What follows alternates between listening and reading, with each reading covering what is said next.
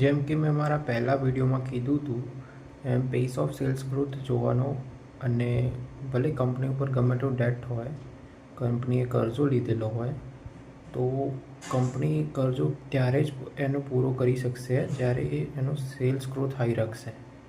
અને cells growth high હોવાનો મતલબ એ છે કે કન્ટિન્યુઅસલી એ સેલ્સ કરતું રહેશે તો એની ટોપ લાઇન સારી રહેશે, તો ઓટોમેટિકલી માર્કેટ ફ્યુચરનું જ હોય છે, બરાબર. તો ઓટોમેટિકલી એ ફ્યુચરમાં એની બોટમ લાઇન બી એ ચાન્સીસ છે, બહુ વધારે પડતા ચાન્સીસ છે કે એની બોટમ લાઇન બી ફિક્સ કરી નાખશે. તો ટોપ લાઇન સારી હશે તો bottom line automatically in future સારી રહેવાની જ છે. તો એની માટે મેં મારો પહેલા વિડીયોમાં એમ કહ્યું હતું કે પેસ ઓફ સેલ્સ ગ્રોથ જ જોવાનો, કે જે HDFC bank, Asian Paints, Pidilite, Titan એ બધાનો ઓછો છે.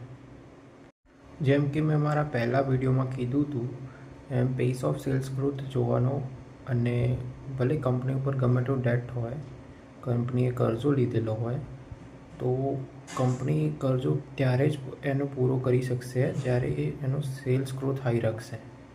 અને સેલ્સ ગ્રોથ હાઈ હોવાનો મતલબ એ છે કે કન્ટિન્યુઅસલી એ સેલ્સ કરતું રહેશે તો એની ટોપ લાઇન સારી રહેશે, તો ઓટોમેટિકલી માર્કેટ ફ્યુચરનું જ હોય છે, બરાબર. તો ઓટોમેટિકલી એ ફ્યુચરમાં એની બોટમ લાઇન બી એ ચાન્સીસ છે, બહુ વધારે પડતા ચાન્સીસ છે કે એની બોટમ લાઇન બી ફિક્સ કરી નાખશે. તો ટોપ લાઇન સારી હશે તો bottom line automatically in future સારી રહેવાની જ છે. તો એની માટે મેં મારો પહેલા વિડીયોમાં એમ કહ્યું હતું કે પેસ ઓફ સેલ્સ ગ્રોથ જ જોવાનો, કે જે HDFC bank, Asian Paints, Pidilite, Titan એ બધાનો ઓછો છે.